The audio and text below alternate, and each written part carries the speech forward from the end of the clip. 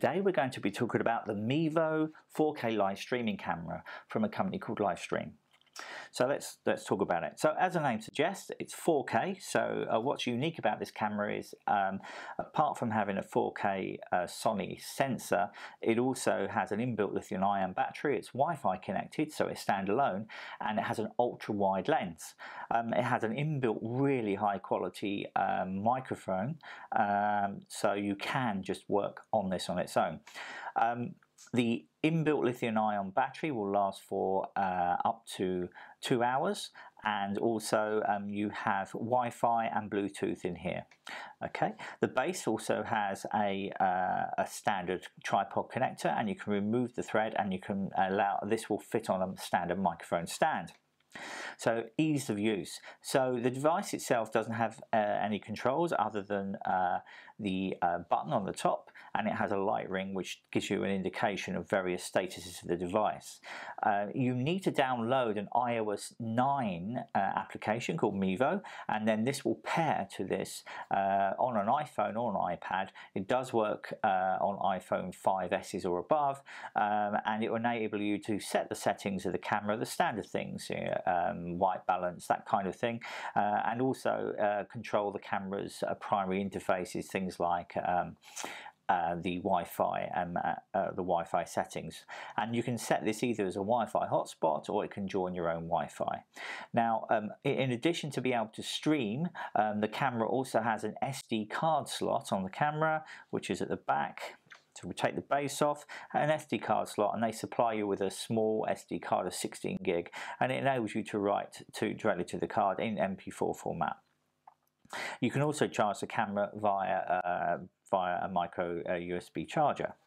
Now, the base itself, as you can see, comes off, and also the camera has a data connector, an accessory connector at the base. And if you purchase the separate boost, you also get some additional features. So the boost itself, which is a separate purchase, is a large battery basically, but it also has an Ethernet port on the base, which is 100 megabits, and it has a USB port which enables you to plug in some other accessories. At the moment, I'm only aware that it supports some LTE modems, mainly from Verizon at the moment, and then you have a charging socket. If you join these two devices together, you will get up to 10 hours of recording time. Now, there are many 4K cameras out there on the market. Why is this one different? The main difference between the others and this is designed to be a studio in a box, and most importantly, this camera has the ability to create virtual cameras within the 4K image.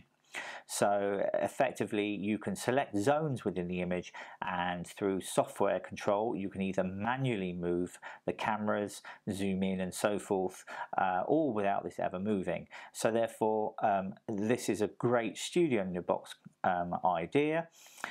It has an automated function as well, so if you're a person without anyone able to manually switch the camera settings between the camera shots between the virtual cameras, then the device will take care of it for you within the software. You can also set this camera up as a remote camera for their Livestream Studio software, and again you can buy loads of these if you're in a video production company, and you can use these as remote cameras. So that's the camera itself. So let's show you how the software works. So first of all, what I'm going to do is power this on, and by default this device is set up as a hotspot. So I'm going to power the device on. Okay, and now the device is setting itself up. You'll see that from the white ring, and eventually when it's booted, it will show me, I'll turn it around so you can see the settings. The Wi-Fi the battery will say it's green, and the Wi-Fi will say that it's actually set up as a hotspot, which is the blue color that you can see there. So this camera is now ready for me to attach to it. So the next thing is, I'll just put this camera out of the way. The next thing we need to do is to set the camera up so that we connect to it via the software. So to do that, what I need to do is go into my tablet in this case.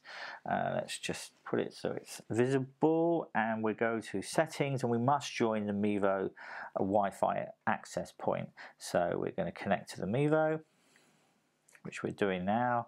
I've currently set it with no password, so we've got a security issue there. And now what we do is we're going to launch the Mevo application. So the Mevo will initially detect the other Mevo by Bluetooth, and then enable you to set it up. So I'm going to connect to the Mevo. So now we can see what you can do, if you like. So this is now what the Mevo can see. Okay, and what we're going to do is show you the menu options. Now, by default, if we tap the left, you get this little A, and these are the autopilot functions. So effectively, you can ask the Mevo to find faces, you can ask it to follow people it finds in shots, so if they're moving it will follow them, the camera will follow them, and zoom into them as well. Also, if you don't want it to do that, you can actually turn off face detection, live follow, or you can actually turn off the automation.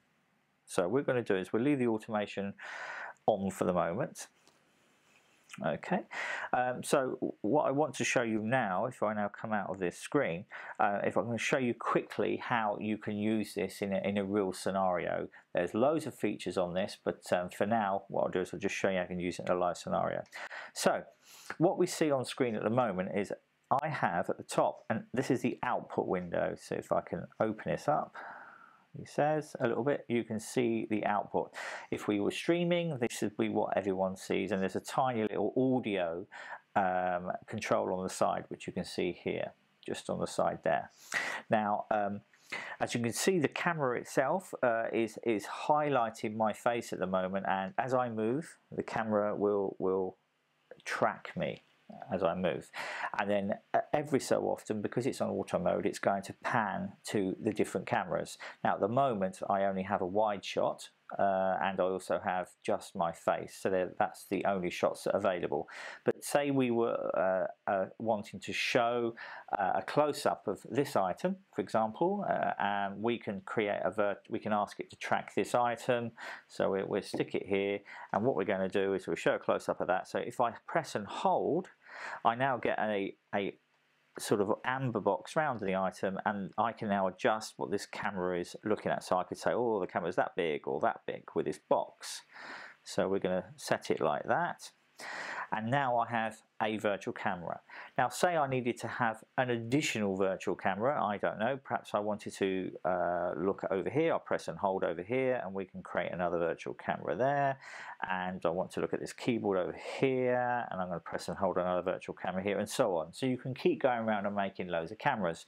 Now in this mode, if it was streaming, I can just click on the area I want to actually change, and this will actually switch the live feed to it. Now obviously it's on auto at the moment, so we're going to turn that off, and that way it will show us what we're doing. Come on, autopilot, that's it. So now it will just stay fixed on whatever view that we have. So let's just put the screen back up.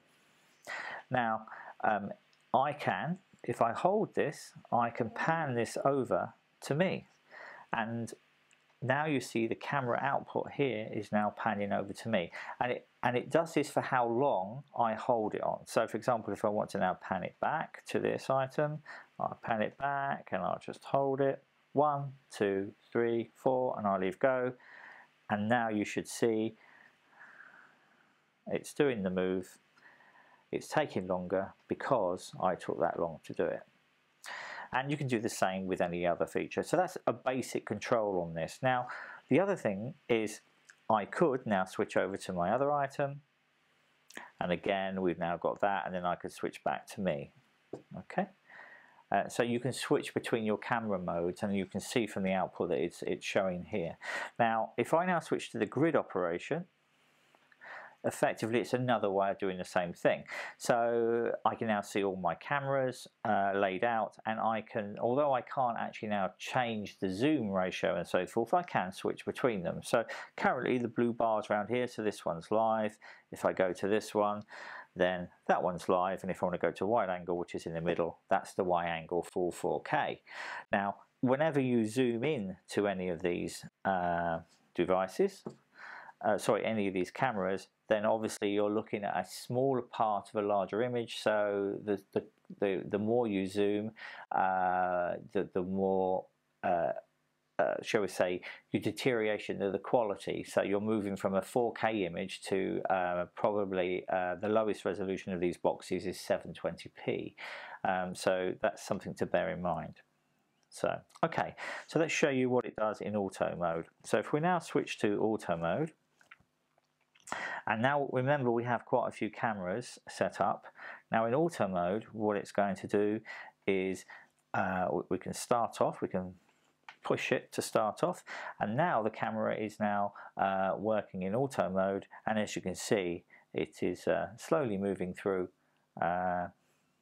each of the scenes. Now you can force it to go to wide, so now I've gone to wide with that button at the bottom, but ultimately the camera is going to keep switching between all the different cameras that we have. Now to record, so let's show you this. So if I press record, I now have options. I can record HD to the camera card, I can go to livestream.com, which you need an account for, or you can go to Facebook. Now if I just record to the card for now, it's now recording, and the camera's now changed to a red recording symbol, and now as you can see it's showing you on the camera, on the screen, you can see that the recorded images are now in red. So if I now go to the grid view, you can see that it's now showing you the wide angle view of me at the moment, and then it will move off and it's now showing that second camera and so on. So it's quite a nice setup the way it works. So and I can move, as you can see, and it will track me, which is quite good. So, and it also works not just from sitting down, it will track you if you're walking around, but obviously if you move too fast it can't keep up with you. But that is pretty much it. So what we're going to do is we're going to stop the recording, so I have to slide to stop, and it's now recorded into the library. And if we just go into the one we just did, which I think is this one, let's just check the date and time. That's 05, 05, 06, 07, so it's this one. So this is the one we just did. It's now recording, and the camera is now changed to a red recording symbol, and now as you can see it's showing you on the camera, on the screen, you can see that the recorded images are now in red. So if I now go to the grid view, you can see that yeah, so there you go. So that's how it works. So thank you very much for watching. So we just stop this. So thank you very much for watching, and please subscribe and come back again. Cheers. Thank you. Bye.